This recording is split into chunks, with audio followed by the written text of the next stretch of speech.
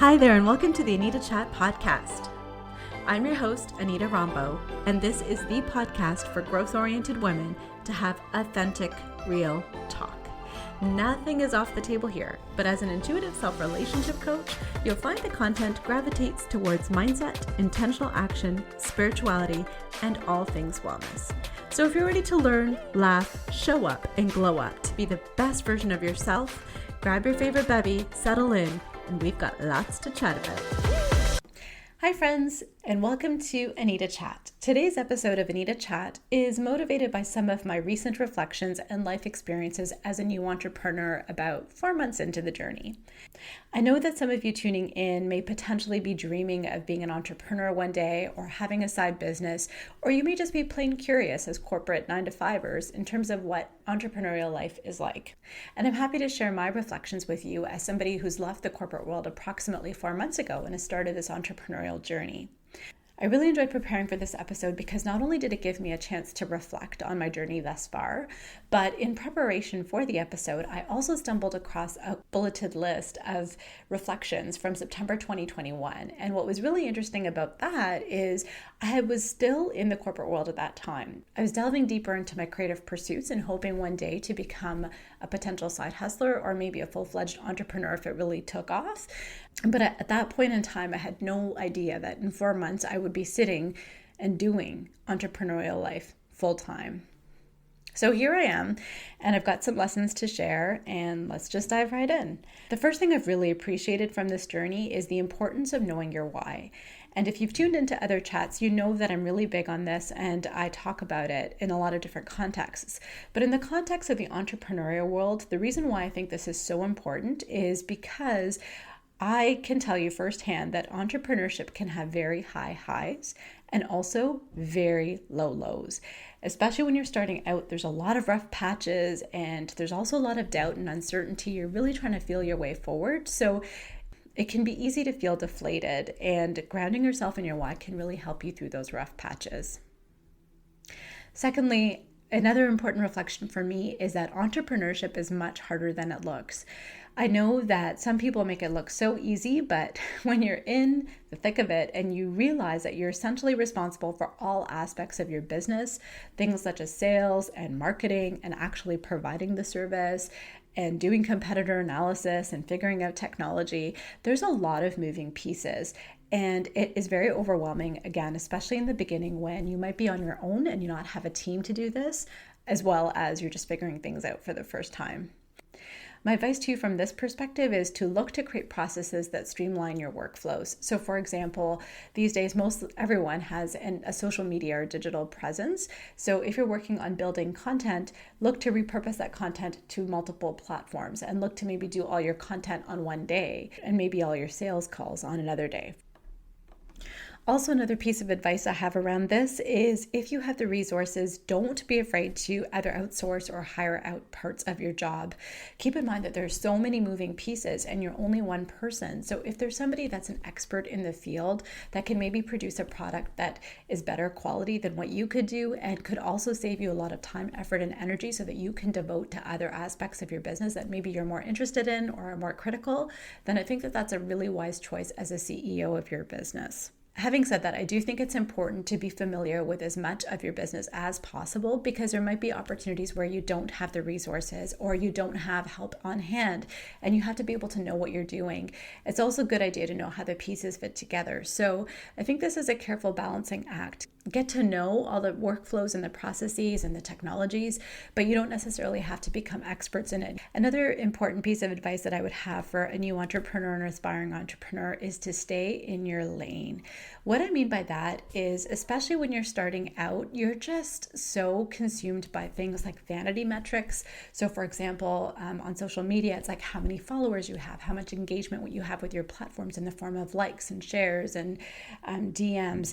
And it's so easy to get caught up in looking at other people's profiles and seeing their successes. And it can be a little bit frustrating when, again, you're just learning the ropes and perhaps you're showing up every day and putting out content that you think is great, but your account seems to be growing very slowly. And then there's other people with these behemoth accounts, and you're just thinking, how can I possibly compare to them? And my advice to you is that you can't compare to them because they are not you and you are not them. You are offering your own unique service, even if it's in the same niche and offering to the same people. And it's just best to keep your head down and just keep doing your thing. And also, you don't know how long they've been in the business. You don't know if they've got a team of 20 to 30 people supporting them when you're by yourself and you're 5 months into the business. You just can't compare. Also, one thing that I really appreciate 5 months into this journey is what a steep learning curve you're on. You have to get up to speed pretty quickly. And I would say to you, my best piece of advice in this area is to focus on the mantra that B plus work is better than A work. I know this is really hard for people like me who are perfectionists and very goal-oriented, and if this is your brand, you want to put your best foot forward, which means putting your best work forward. But focusing on A work is just not productive or sustainable for a few reasons. One, there are so many different aspects of things that need to move forward that you just can't put all your time, effort, and energy in getting something perfect. It never will be. Number two, I think in the entrepreneurial world, taking action on the thing and moving the needle is better than getting it done perfectly. Nobody else is probably going to notice the difference between your B plus work and your A work. They're not even going to know what that looks like except for you. So stop being so critical and judgmental and just do something. And once you do it, you can understand what worked well and what could be done differently, and you can course correct. Over time, your B plus work will look like A work, and you'll become faster and more efficient as you develop better processes and workflows, and you just gain the confidence with whatever it is that you're learning. Also, having said that, since you're on a steep learning curve, I highly recommend that you align yourself with mentors and champions in your area and learn from the best. Remember that you're not the only entrepreneur out there or the only person that's ever done whatever it is that you're doing. So there's lots of people that have come before you, and there's going to be lots of people that come after you. So whoever it is that you are inspired by or that you really appreciate their business model, pay attention to what they're doing. It doesn't necessarily mean investing lots of money. You can even get a lot of really great information on YouTube, which is a free resource. But my point is there's a lot of opportunity for you to succeed just by modeling and learning from your mentors. Another important lesson that I learned was to create more than you consume. And this was a lesson that definitely I learned the hard way. I found that when I started, because I was on that steep learning curve and I tend to be a lifelong learner, so I'm really all about absorbing information, I was really enjoying the learning of everything. And I still am, but to the point that that's all that I was doing. I continued to enroll in course after course after course to kind of sharpen my skills, and I have no regrets about doing that. I know that that's all come in super handy, but the problem is when you are consuming more than you're creating, you're not putting something out there. And you'll recall that earlier in the episode I said how important it was to create. So you just get into this mindset of thinking that you don't know enough, you're not ready.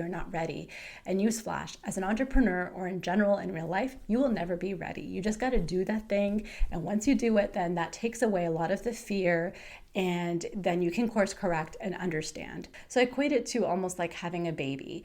You can go to all those prenatal classes and read all the books, but until you actually have the baby, it's a very different experience.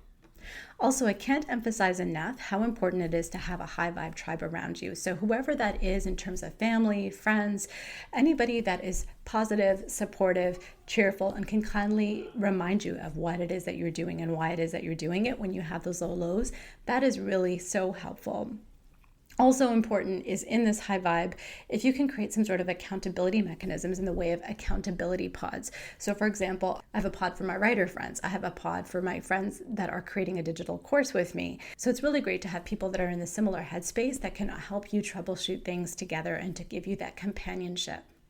Another really important mindset shift that I had to get used to, especially after coming off of many years in the corporate world, is that time does not equate to dollars. So in the corporate world, you put in your time at the organization and you can expect to have a paycheck within a certain amount of time for a certain amount of money. And that is not how the entrepreneurial world works, especially in the beginning when you're putting a lot of time. You're not being rewarded for the time and the effort and the energy that you're putting into the product. You're being rewarded for the results. Another important reflection that I'd like to share is the importance of consistency and discipline. Bottom line, if you show up day in and day out, you will see results. However, on the flip side of it is you are rewarded by your results. And so therefore you're really motivated to work hard, and burnout can be a significant thing. So it's really important to be able to tune into your self-care and know when it is that you need a break. I'm only 5 months into my journey, but I can say that I have experienced burnout on multiple occasions. And so I have to do a better job of dialing into this myself. Another important reflection is that your business is not going to look the same.